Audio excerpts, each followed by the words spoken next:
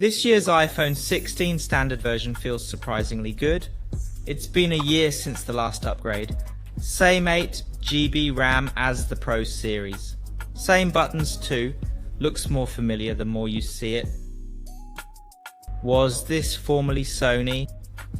This blue color really appeals to me.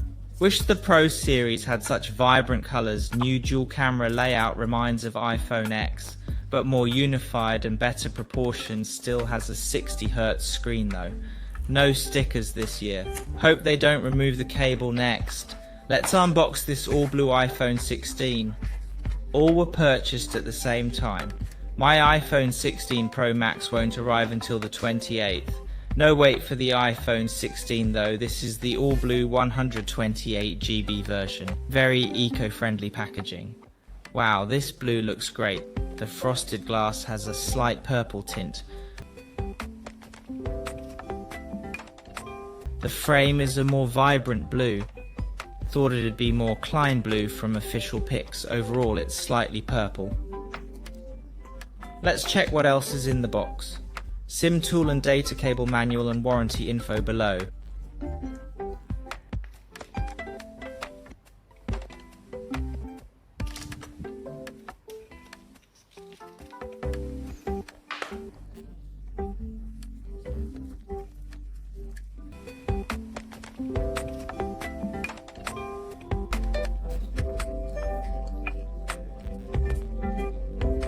That's all, no stickers either. Very eco-friendly.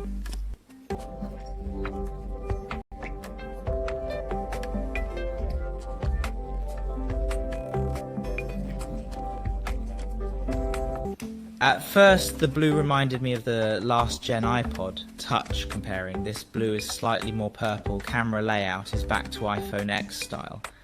With unified glass and relocated flash, it looks better than the 10.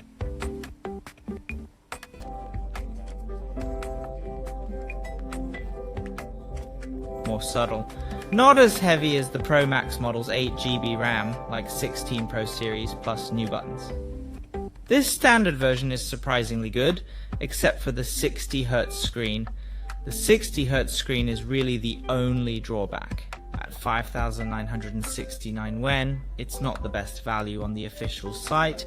If priced lower, it could be quite competitive. Thanks Apple for working on AI, even if we can't use it yet. But thanks to AI, iPhone 16 has pro-level memory.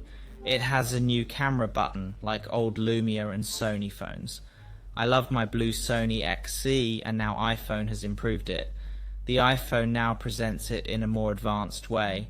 A touch-sensitive button with pressure detection and haptic feedback. It's basically a miniaturized 3D touch component. Press any time to open camera when screen is on. When locked, press once to wake, twice for camera.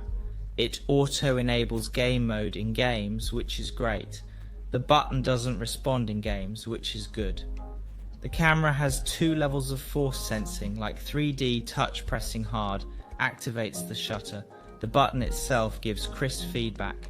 Light press adjusts focus with haptic feedback. Long press records video, releasing stops recording.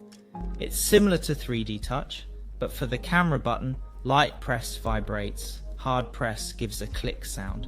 There's a slight learning curve. The button's a bit high, not always in a natural position. You need to stretch your finger a bit more. It has the same functions as iPhone 15's action button, iOS. 18 adds a new animation when pressing the button. This matches the camera button on the other side.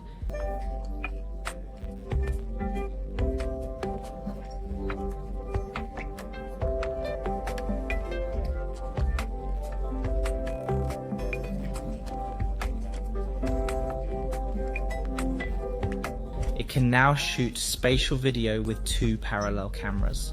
Spatial video has its own section in the camera app. You can switch between photos and videos easily. iPhone 16 is much improved over previous models. It has everything, including a nice 2-tone design.